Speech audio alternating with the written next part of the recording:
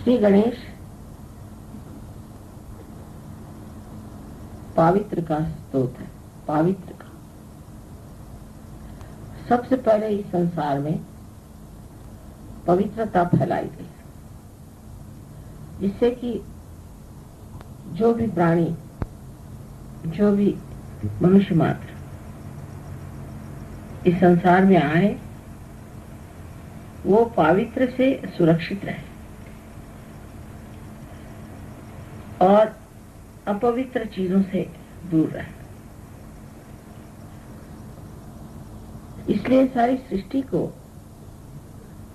गौरी जी ने पवित्रता से नहला दिया और उसके बाद ही सारी सृष्टि की रचना हुई।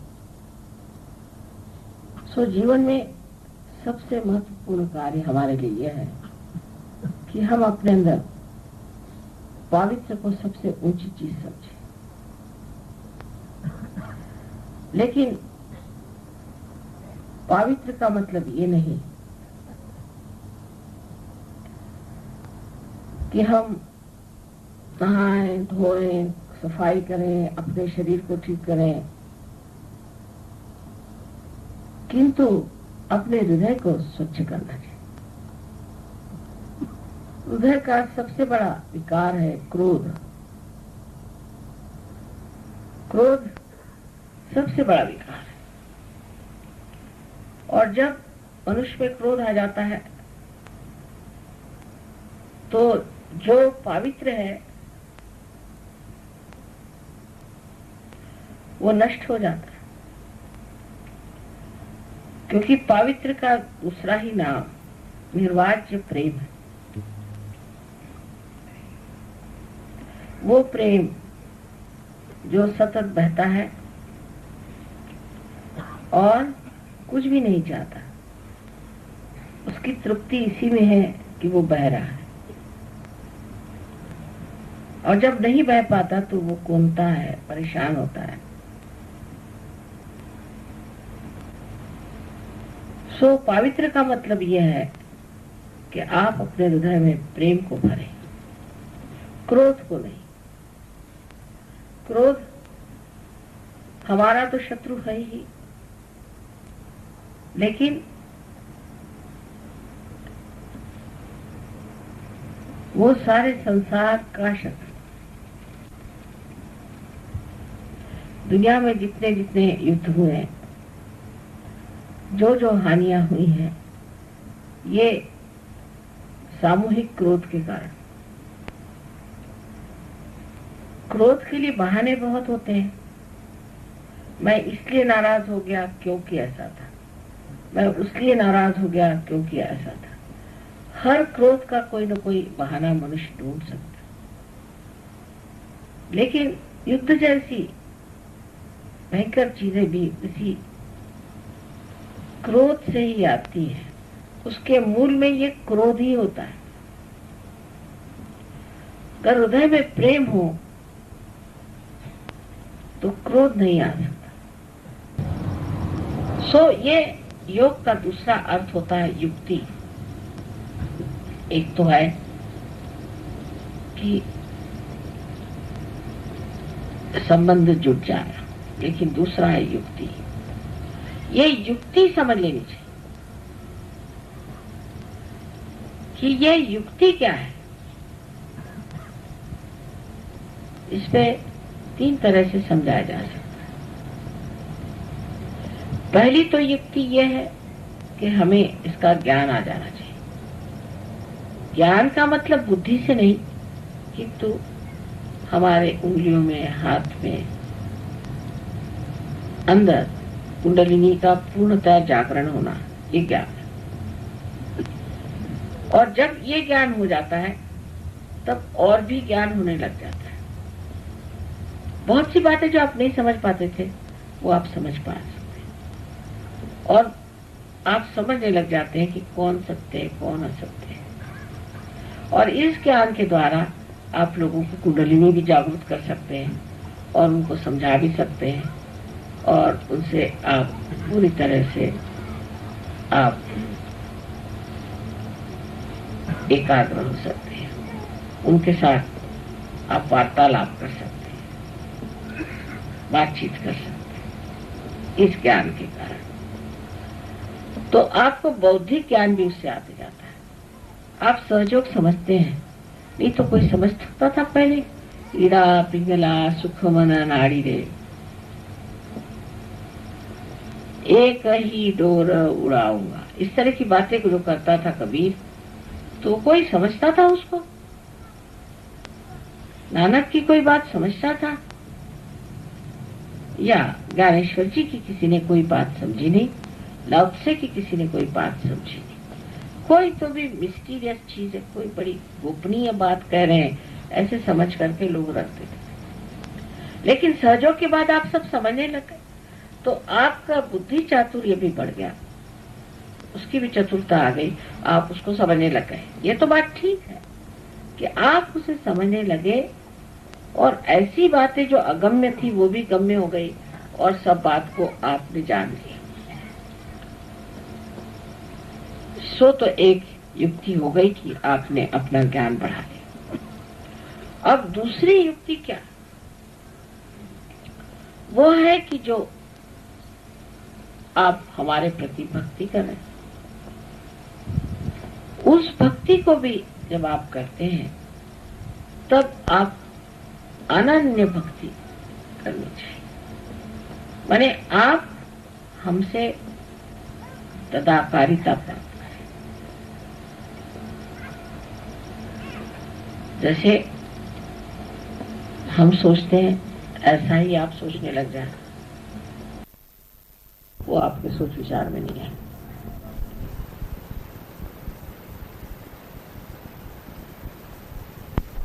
सोचती हूँ कभी कभी, माँ ये आदमी इतना खराब है, ऐसा है। मैं कहता जी नहीं, बिल्कुल अच्छा है, बढ़िया आदमी है। ऐसे कैसे आप कह रहे हो?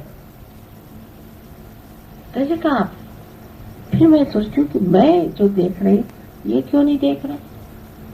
अगर ये मेरी ही आंख से देख रहा है तो इनको वही दिखाई देना चाहिए जो मैं देखती हूँ। वैसी तो बात नहीं, ये तो कुछ और ही देख रहा है। तो अनन्य नहीं हुआ, अन्य हो गए, दूसरे हो गए। उसी प्रकार जैसे हमारा प्यार आपके प्रति, और एक ही चीज से हम तृप्त होते हैं कि आप सबके प्रति वैसा ही प्यार रखें। अगर वो बात आपके अंदर नहीं है तो फिर ये लगता है कि अन्य है, ये अनन्य नहीं। अगर हमारे ही शरीर के ये अंग प्रत्यंग हैं तो जो हम हैं ऐसे ही इनको होना चाहिए ना। जैसे हम सोचते हैं वैसा ही इनको सोचना चाहिए, जैसा हम करते हैं वैसा ही इनको करना चाहिए। तो ये दूसरा क्यों सोचते, ये उल्टी बात क्यों सोचते हैं? इनके दिमाग में ये सब अजीब अजीब बातें कहां से आती है? सो अनन्य भक्ति नहीं हुई, ये भक्ति हो गई अपनी ही तरह।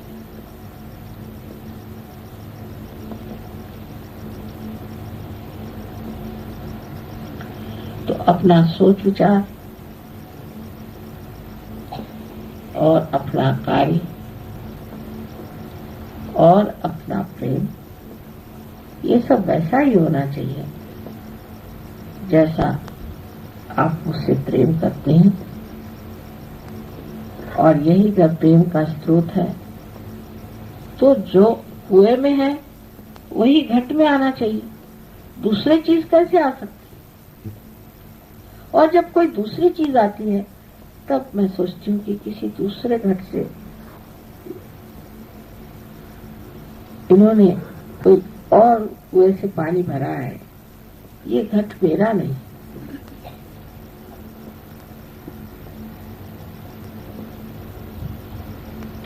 अब तीसरी बात जो युक्ति है कि जब दूसरी बात मैंने आपसे बताई कि आप अपने अंदर एक अनन्य शक्ति रखें। वहां हम आपको शरणागत हैं लोग, हम तो शरणागत। और जब शरणागत है तो अगर हम कोई बात कह भी दें या हम आपको कुछ चीज समझा दें या कोई आपके सामने प्रस्ताव रखें, कुछ रखें, तो उसको मना करने का सवाल ही कैसे उठेगा। अगर आप और हम एक हो गए तो उसका सवाल ही कैसे उठना चाहिए। माँ ने कह दिया ठीक है, क्योंकि हम तो माँ ही हो गए हैं, तो हम नहीं कैसे कर सकते। जैसे कि मेरी आंख आपको दिख रही है,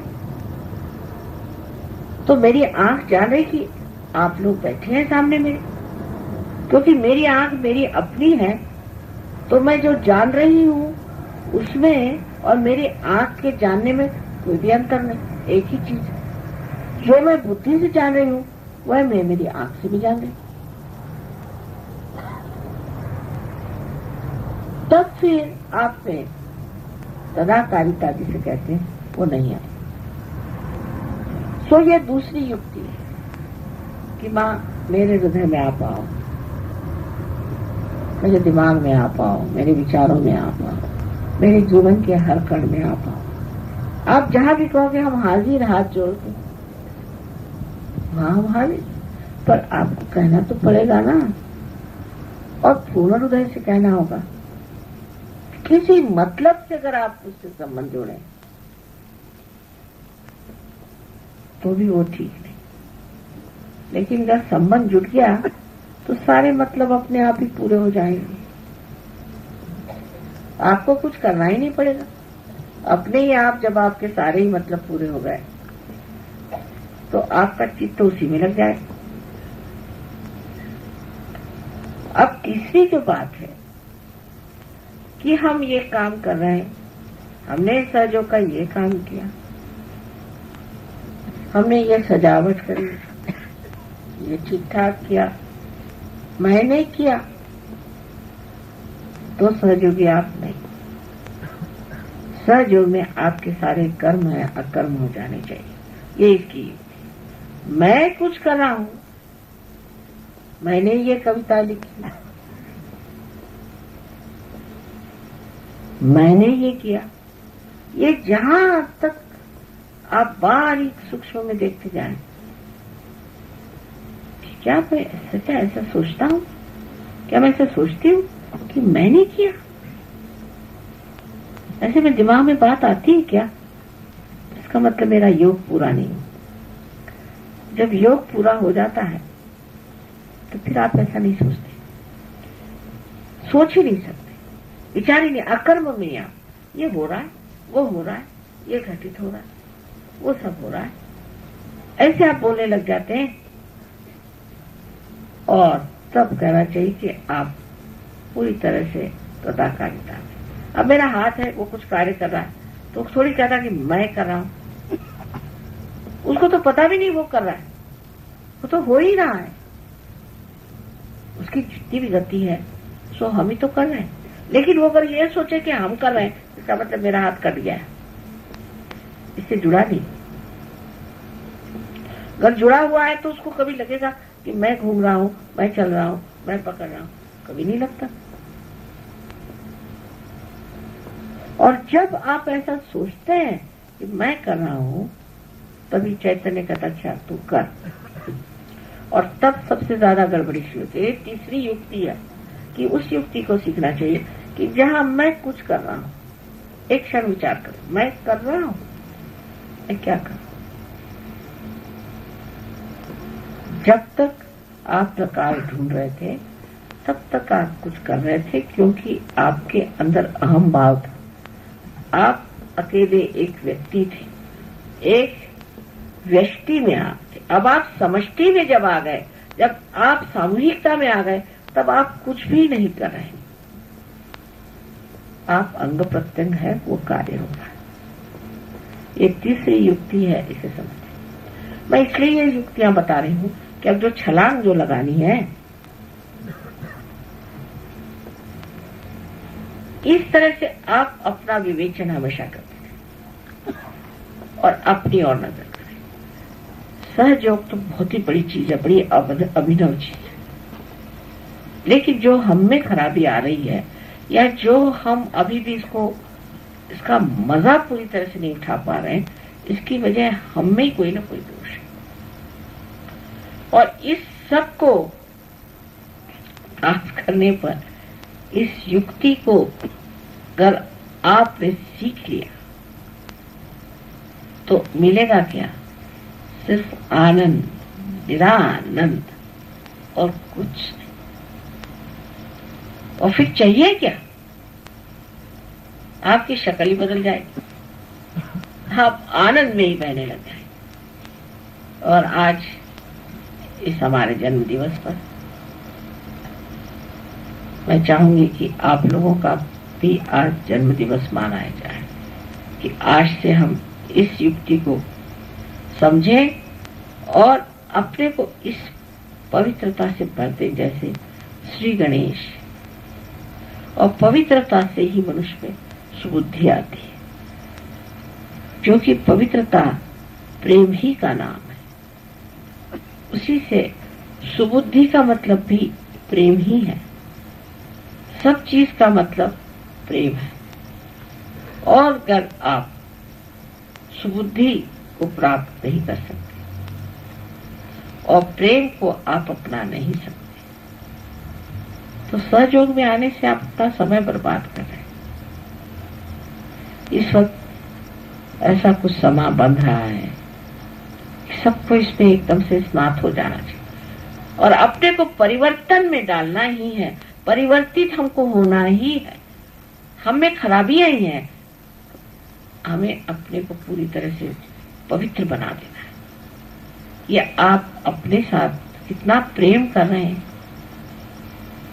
तो आप सब उस मस्ती में आ जाइए, उस मस्ती को प्राप्त करें और उस आनंद में आप आनंदित हो जाएं। ये हमारा आशीर्वाद है।